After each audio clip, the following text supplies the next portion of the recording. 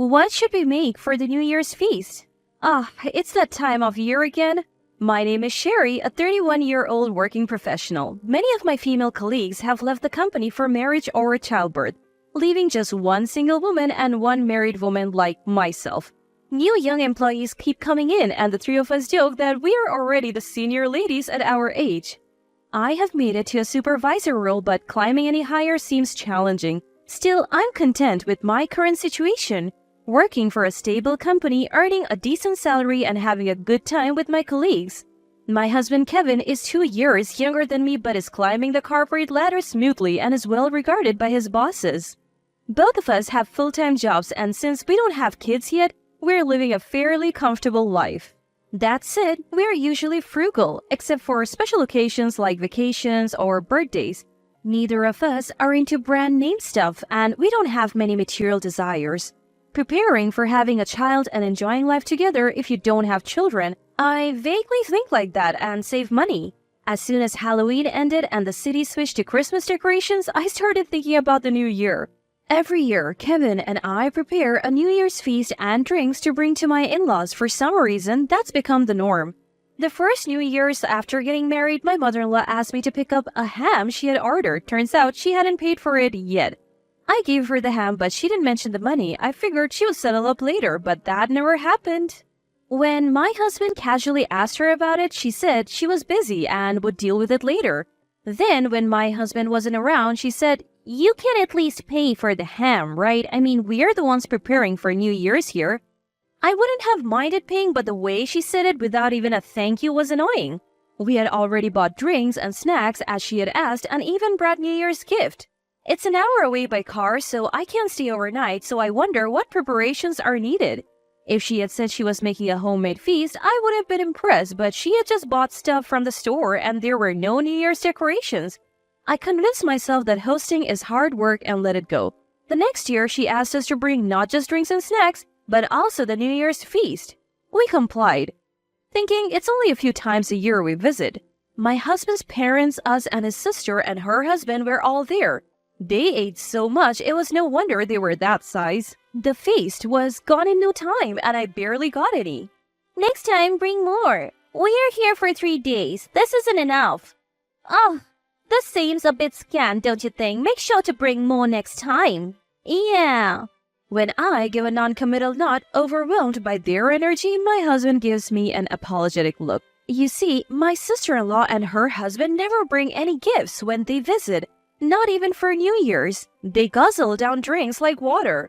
Never bring even a can of beer and don't give anything to either our parents or us. On the other hand, I always prepare New Year's gifts for my in-laws and my sister-in-law's family. According to my husband, his mom has always doted on my sister-in-law. She would take her everywhere, buy her anything she wanted, totally spoiled her. Maybe that's why they think they don't have to bring anything. I'm also surprised that my brother-in-law could act so nonchalant about it.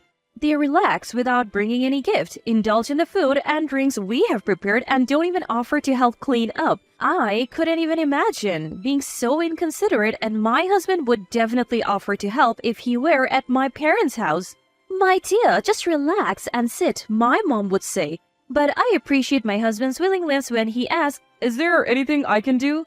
Last New Year's, we had some crabs sent from relatives in Alaska. Since there was too much for just us, we took it to my in-laws and it was a hit. You are really doing it, sis. This is how you do crab?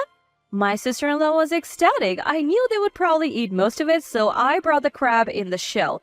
Peeling crab shells is something I'm good at. My relatives used to send them to my parents. As we sat at the dinner table, I quickly peeled the crab for my husband and me. Not being accustomed to it, my mother-in-law and sister-in-law's family struggled to keep up. Eventually, my mother-in-law told my father-in-law to hurry up and peel, and my sister-in-law reached for our plate. "Sis, you're so good at this. Can you put some on my plate next?" And so, without even objecting, I became the designated crab peeler for my sister-in-law and her husband. Even when my husband said, "You're not kids, do it yourself," they didn't care. What's worse, not a single thank you was heard from them. Then, as if they really liked it, they even said, "Looking forward to more crab next year." But it seems this season's catch wasn't good, according to my mom. For this year's New Year feast, I was thinking of this. What do you think? I showed my husband a catalog. A restaurant in Minnesota collaborated with a department store to sell New Year's meals for the first time.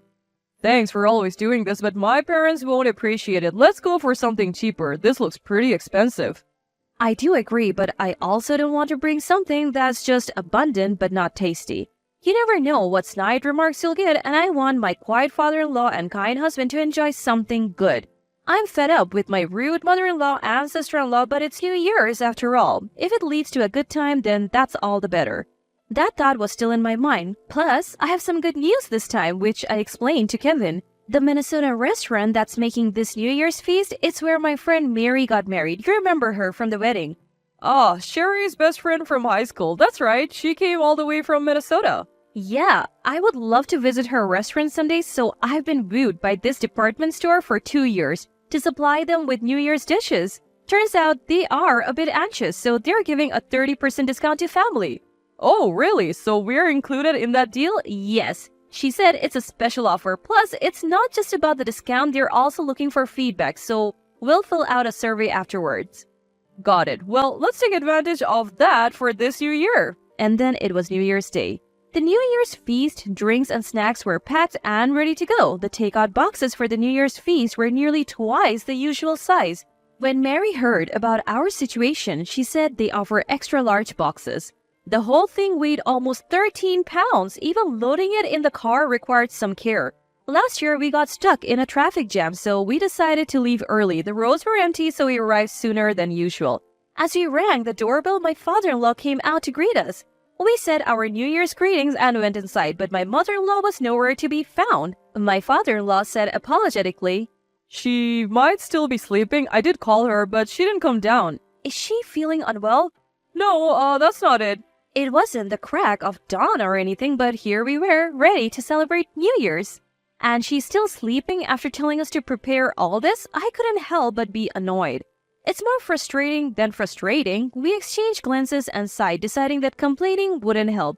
I took over making the coffee from my father-in-law. I knew where everything was because my mother-in-law always asked me to do it. My sister-in-law probably had no idea. My father-in-law was different from my mother-in-law and sister-in-law, much calmer.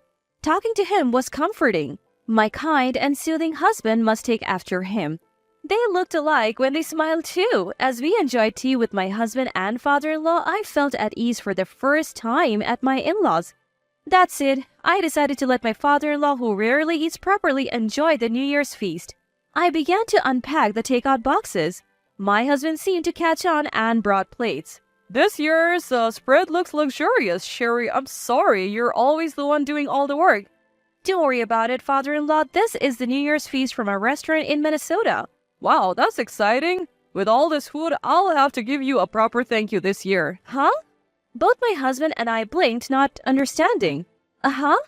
My father-in-law looked back at us, equally puzzled. About 10 minutes later, Oh, Kevin, you're already here?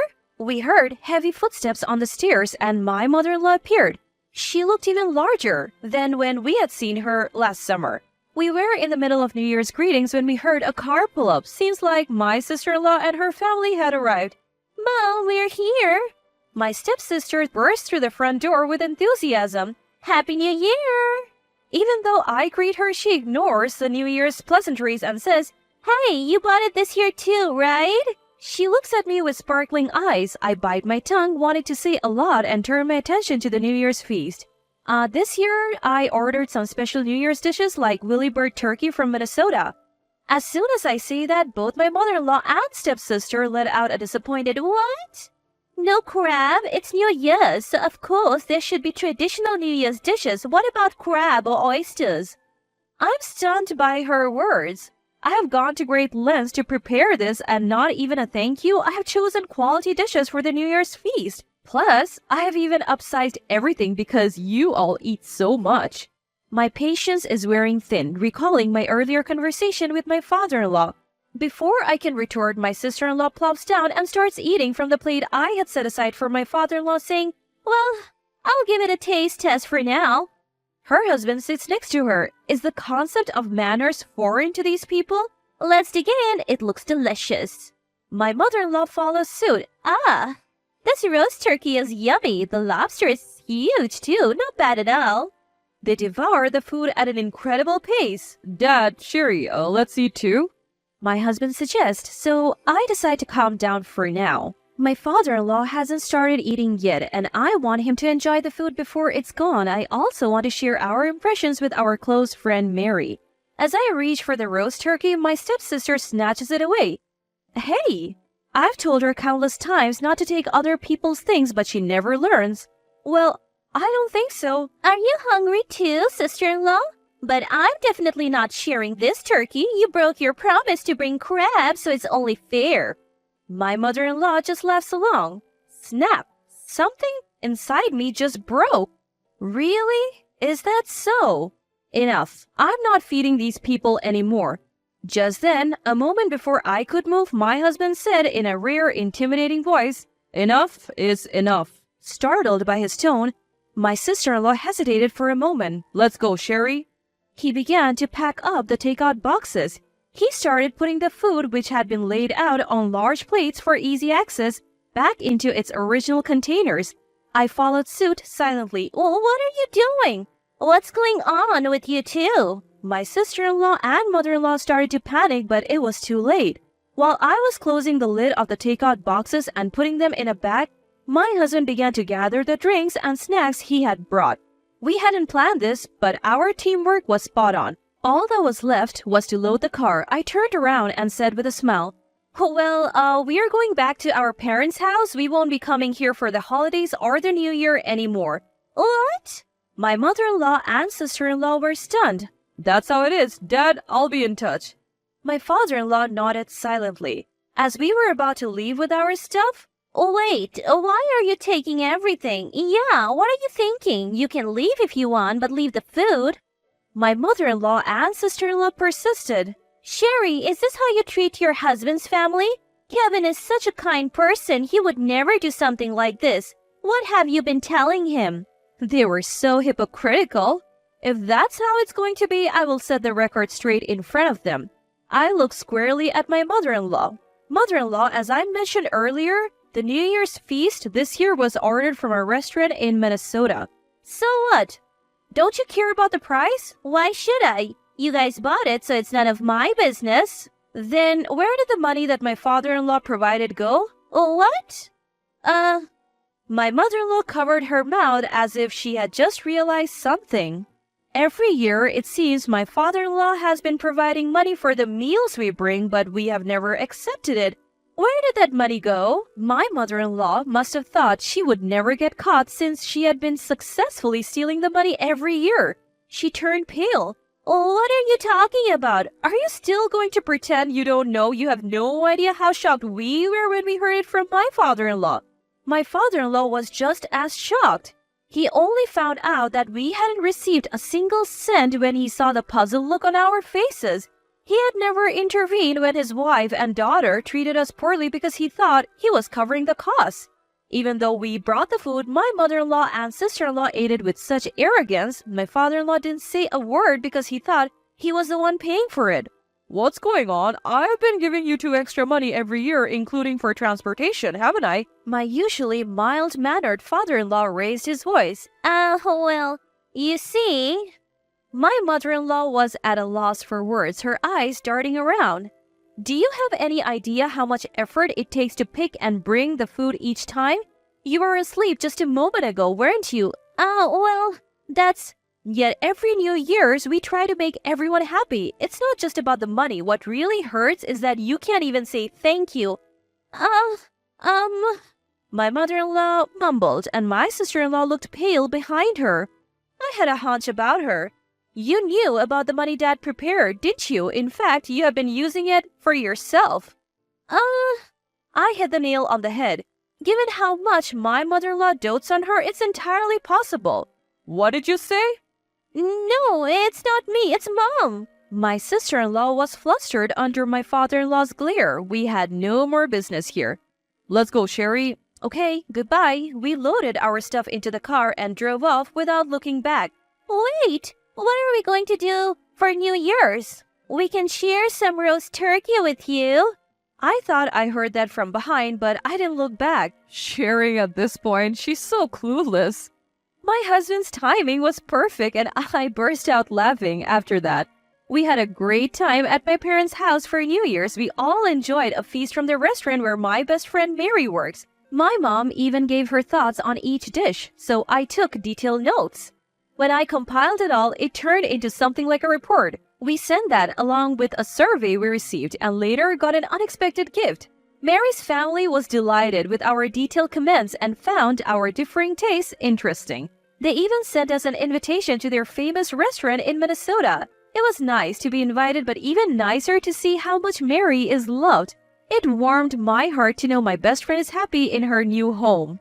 As for my husband Kevin's family, my mother-in-law had indeed been using the money from my father-in-law for herself. She told him she had given it to us, and she and my sister-in-law had been enjoying lavish lunches at fancy hotels. Most of it seemed to be spent on extravagant meals, and get this, more of my mother-in-law's financial misdeeds came to light, and that gentle father-in-law of mine was furious. She had underestimated him, thinking he wouldn't make a big deal out of it. Now she's facing divorce. I was a bit shocked to hear this, that calm and kind father-in-law of mine. But maybe it's precisely because he's like that he couldn't forgive not giving money to his son and daughter-in-law. Courtesy matters even among family, and saying thank you and sorry is basic. Neither was present in my mother-in-law or sister-in-law. If we had been greeted with a smile and a thank you every year, and if we all could have enjoyed the meal together, the money wouldn't have mattered. My sister-in-law and her husband, despite their low income, had been living beyond their means and relying on my father-in-law for support. Now he's declared he won't give them another cent. My husband said while reporting all this, "Hey, I still want to have a father-son relationship with Dad going forward. Is that okay with you, Sherry?" "Absolutely," I answered without hesitation. "It's too bad we couldn't share our New Year's feast with him. Oh, since we got that invitation, how about we invite him when we go to the restaurant?" "Great idea. He would love that. Dad's a big ice hockey fan, so he would have plenty to see in Minnesota. Believe it or not, watching sports is a hobby of his." "Really? My dad loves ice hockey too." Our conversation kept flowing. Maybe our fathers would hit it off like this too. Why not invite my parents and take a trip to Minnesota with everyone? The thought made me feel happy.